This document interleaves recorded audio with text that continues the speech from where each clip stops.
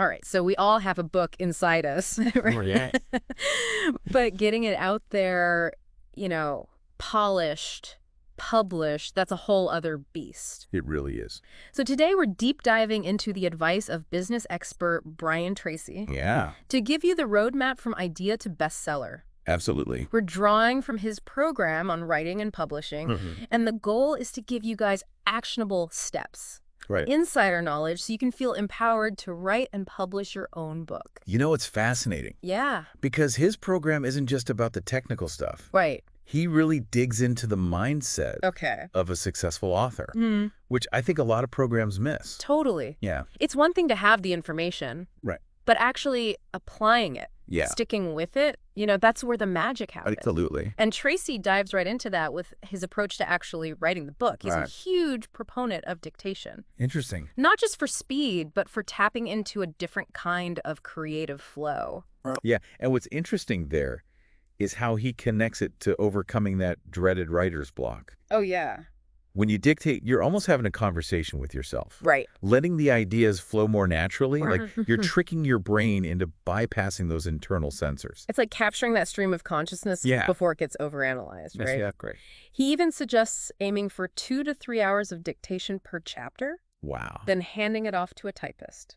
Okay. Now, I know not everyone can afford that, Right. but the principle is sound. Sure. Focus on your strengths. Absolutely. And even if you're not dictating, Yeah. that principle applies to editing. Okay. Tracy breaks the process down into 5 stages. 5 stages. Yeah, which at first seemed a bit much to me. Okay. But when you look closer, it's about compartmentalizing so you don't get overwhelmed. Okay, let's unpack these stages. Okay. The first one is all about the basics. Mm-hmm. Grammar, punctuation, making sure your sentences flow. Yep. No surprises there. Right. But then he jumps into this crackerjack approach for the second edit. Oh, yeah. I'll admit I chuckled when I heard that. I did too.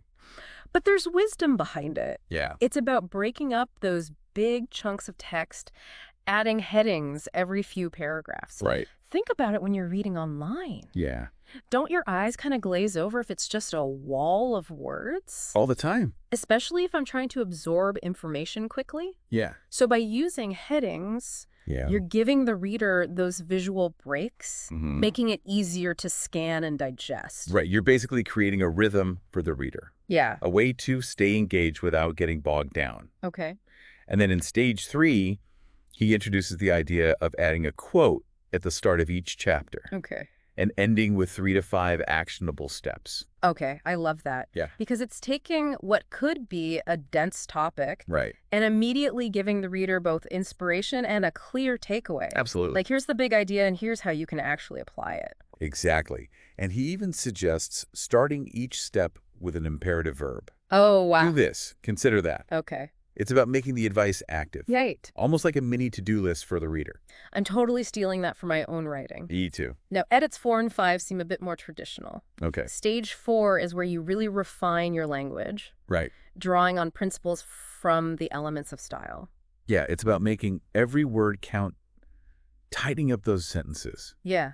and getting rid of anything that's clunky or redundant. Mm-hmm. Think of it as sculpting your writing, Okay. chiseling away until you have a lean, impactful piece. And then the 5th edit is that final read-through, that Yeah. gut check, where you're making sure you're truly happy with what you've created. Exactly. Mm-hmm. It's about trusting your instincts and Yeah. making sure your voice shines through. Yeah. And it's interesting that throughout this whole writing process, Yeah. Tracy emphasizes the importance of environment.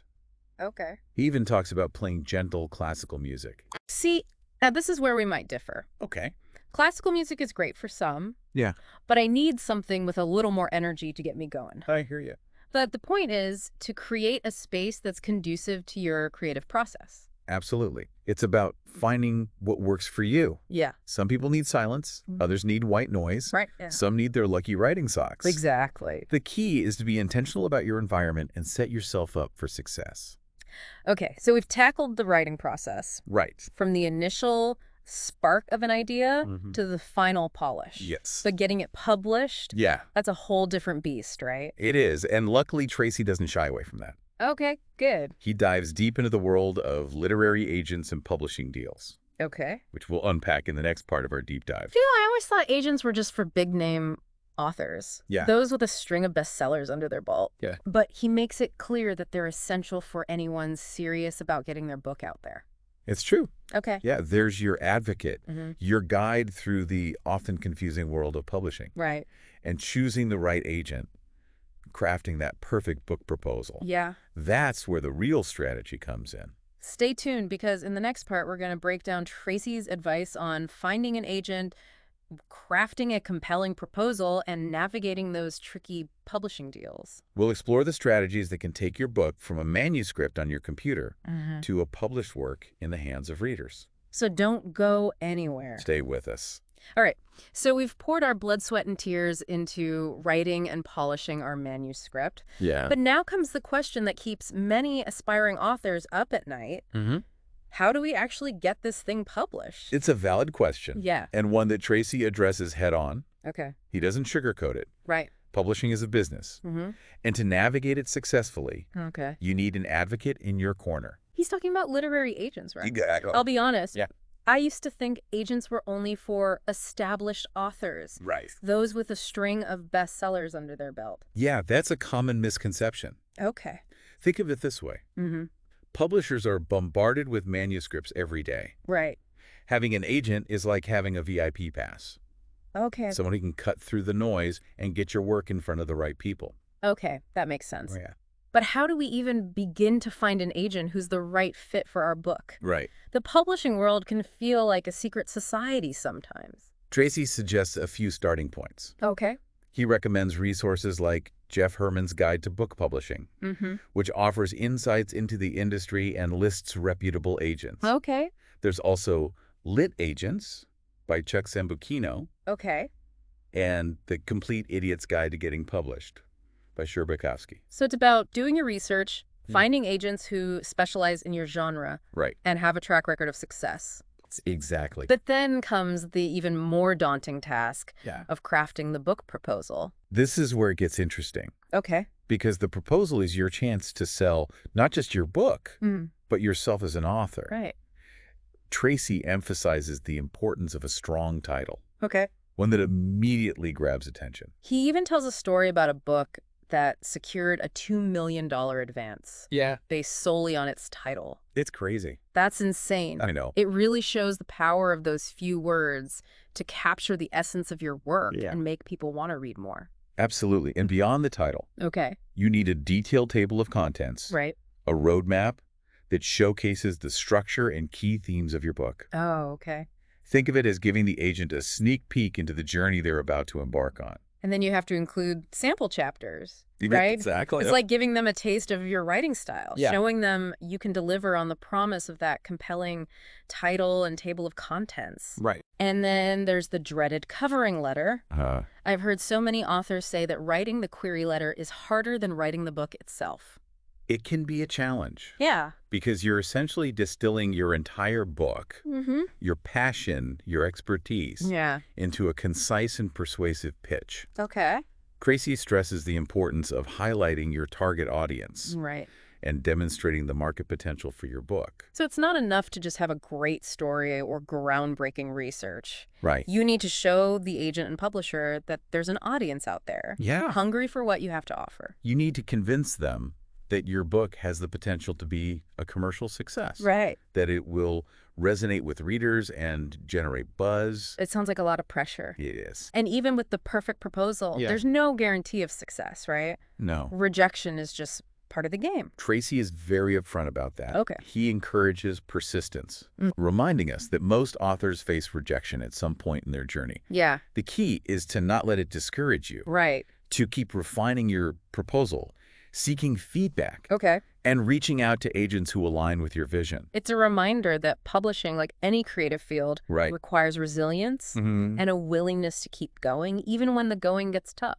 Absolutely. Yeah. It's about believing in yourself and your work Yeah. and trusting that the right agent, the right publisher will eventually come along. So let's say we've cleared that hurdle. Okay. We've found an agent who loves our book, Uh-huh. and they've successfully pitched it to publishers. Right. What happens next? So we just sit back and wait for the royalty checks to roll in? Not quite. Oh, The next stage is negotiating the publishing deal. okay. And this is where things can get a little tricky. Okay. Tracy reminds us that most books actually lose money, Oh, wow. which makes publishers cautious about offering large advances and high royalty rates. That's sobering. Yeah, It's easy to get caught up in the excitement of getting published, right. but it's important to understand the financial realities of the industry. Absolutely. So how do we navigate this negotiation process? Tracy recommends trying to secure interest from multiple publishers if possible. Okay. This can create a bidding war and give you more leverage when it comes to negotiating terms. It's like any negotiation. Right. The more options you have, Yeah. the stronger your position. Exactly. Are there any other strategies he recommends? One interesting tip he shares Okay. is to always insist on the right to buy your own books at a discounted price. Oh, that's smart. Yeah. I hadn't thought of that. He suggests aiming for around 25% of the retail price. So you can use those discounted copies for personal use, Yeah. for gifts, or even to sell at speaking engagements. Use that. It's a way to maximize the value of your book Right. and create additional revenue streams. It's about thinking like an entrepreneur and leveraging your book to build your brand and expand your reach. So we've covered a lot of ground here. We have. We've gone from finding an agent to crafting a proposal Right. to navigating the intricacies of publishing deals. Yes. It's clear that getting published is a journey Yeah. that requires not just creative talent, Right. but also business savvy and a good dose of resilience. Absolutely. Hmm. But the rewards can be immense. Yeah. There's nothing quite like seeing your book in print, Right. holding a tangible representation of your hard work and creative vision. And knowing that your words have the power to inspire, inform, and entertain readers around the world. It's an amazing feeling. But the journey doesn't end there, does it? It does not. Once the book is published, the real work of marketing and building a platform begins. That's where the next phase of our deep dive takes us. Okay. We'll explore Tracy's insights on how to effectively market your book, Right. build a loyal following, and ultimately make a lasting impact with your message. So stay tuned as we delve into the strategies that can take your book from the shelves to the bestseller list. So we've gone from blank page to polished manuscript, braved the world of agents and publishers, and now our book is out in the wild, but that's not the finish line, right? Not even close. In fact, you could argue that the real race begins after publication. Yeah. It's time to shift gears from creator to marketer, Okay. which can feel a little daunting for some authors. Yeah, it's like you're launching a new business, your book being the product. Right. And in today's crowded marketplace, Yeah, getting noticed takes strategy. absolutely. Where does Brian Tracy suggest we even start? He's a big believer in building your platform before the book even hits shelves. Oh, okay. This isn't just about hype. Right. It's about establishing yourself as an authority, someone worth listening to in your field. I can see how that builds trust with potential readers. If they already know like your insights from other sources, they're more likely to pick up your book. Yeah. What are some of the concrete ways to do that? Tracy's a fan of the classic methods. Speaking engagements, workshops, even guesting on podcasts like this one. Right. It's about getting your name and ideas out there consistently. I hadn't thought about it like that, but every appearance is a chance to connect with people who might become readers down the line. It's Yeah. planting those seeds early on. Exactly.